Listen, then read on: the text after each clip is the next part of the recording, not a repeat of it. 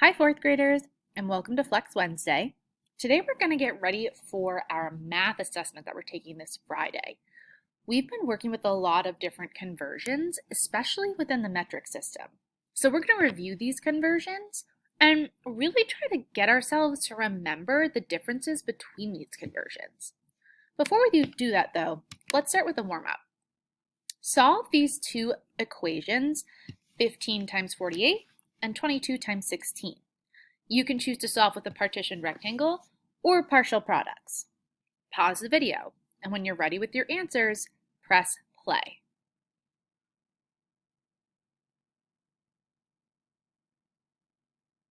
Welcome back. So I choose to use both strategies. For my first one, 15 times 48, I used partial products. And when I did that and put it all together, I realized I had 720. 15 times 48 equals 720. Next, for 22 times 16, I used a partitioned rectangle. When I did that, I realized that 22 times 16 is 352. If you think you got different answers for these two problems, pause the video and double check your work before you press play. But all right, so today we're going to work on conversions.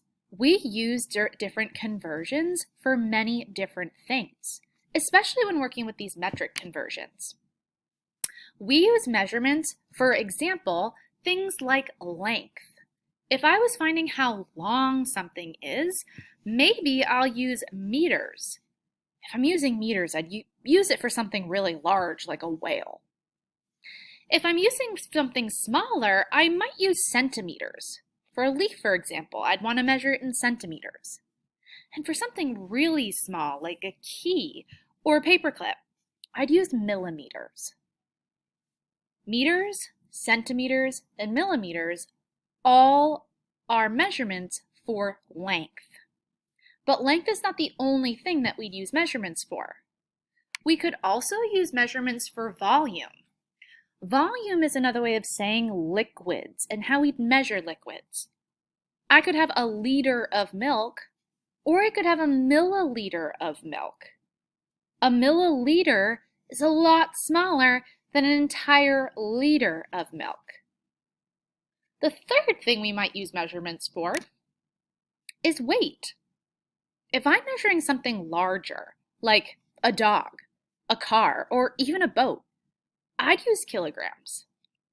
But if I'm measuring something smaller, like how many oats I need to weigh out to make my oatmeal, I may use grams instead.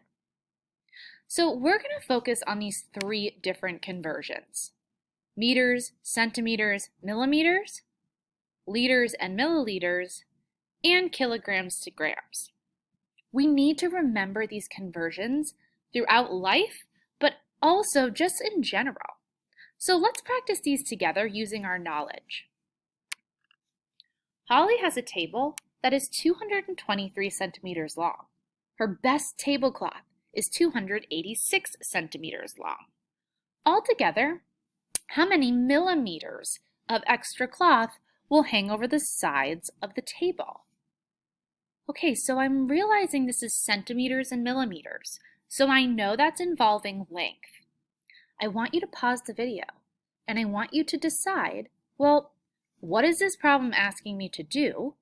And then how would I convert it? When you're ready, press play.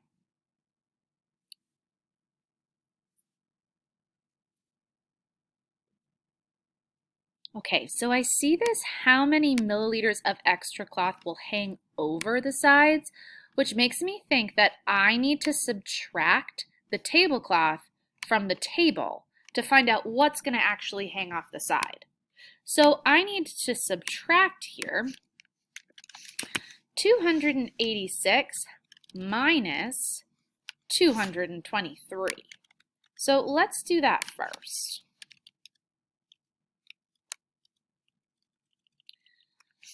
Six minus 3 is 3. 80 minus 20 is 60, and 200 minus 200 gives me 0. So I know that there's 63 centimeters that is actually going to hang over the side of the table. But I'm not done yet. It didn't ask for my answer in centimeters. It asks for my answer in millimeters. So now I need to convert. I know that 1 centimeter is equal to 10 millimeters. So if I'm trying to figure out 63 centimeters, I need to multiply 63 times 10. When I do that, I get 630 millimeters. So there will be 630 millimeters of extra cloth hanging over the side of the table. Let's try one more conversion together. A washing machine uses about 154 liters of water per load. If the Green family washes 4 loads of laundry a week, how many milliliters of water are they using in a week? Pause the video, and when you're ready, press play.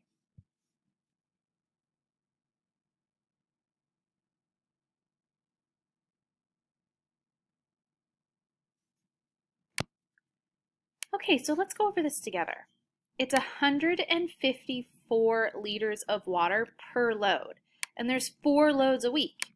So I know that I need to do 154 times 4.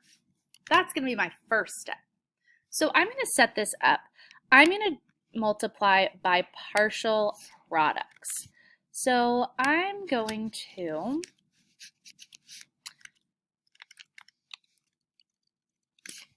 100 times 4, well, that's 400. 50 times 4, that's 200. And 4 times 4, that's 16.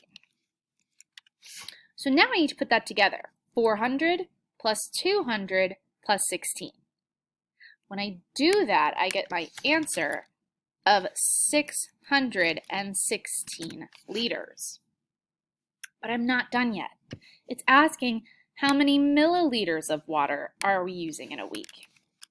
If 1 liter is equal to 1,000 milliliters, I know that I need to multiply 616 by 1,000.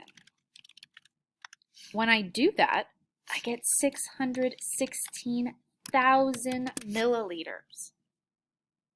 So today, 4th graders, you're going to be working on conversions. When you get started, don't forget, conversions always have to do with length, volume, or weight. All right, let's get started.